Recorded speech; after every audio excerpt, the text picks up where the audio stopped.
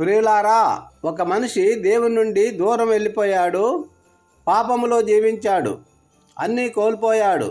కానీ ఒకరోజు తిరిగి వచ్చాడు. అప్పుడు దేవుడు అతన్ని త్రోసిపుచ్చాడా? లేదు. దేవుడు పరిగెత్తి వచ్చి అతన్ని ఆలింగనం చేసుకున్నాడు.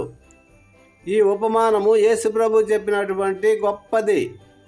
ఈ యొక్క పూర్తి మెసేజ్ని పెద్ద వీడియోలో వినగలరు.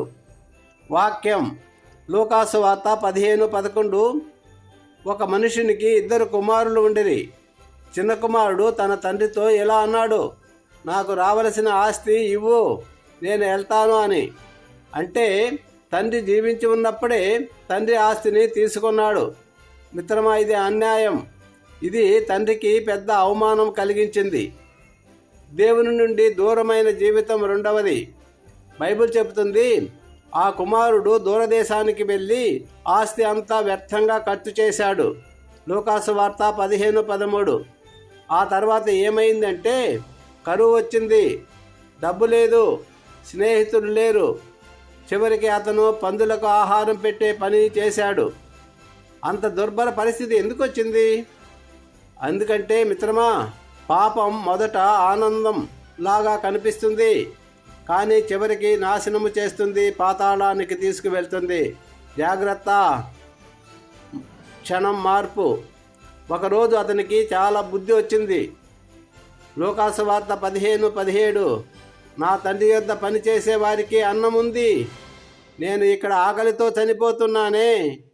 అప్పుడు అతను ఒక నిర్ణయం తీసుకున్నాడు, నేను నా తండ్రి దగ్గరకు తిరిగి వెళ్తాను అని. అప్పుడు ఏమి చేశాడు?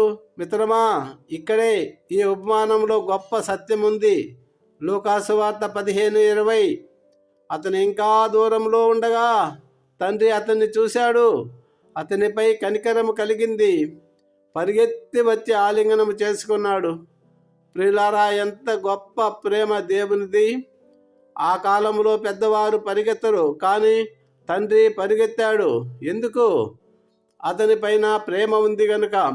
అలాగే మన పరలోకపు తండ్రి కూడా ఈరోజు మనల్ని పిలుస్తూ ఉన్నాడు, చేతులు చాపి, కుమారా నా దగ్గరికి వస్తావా అని.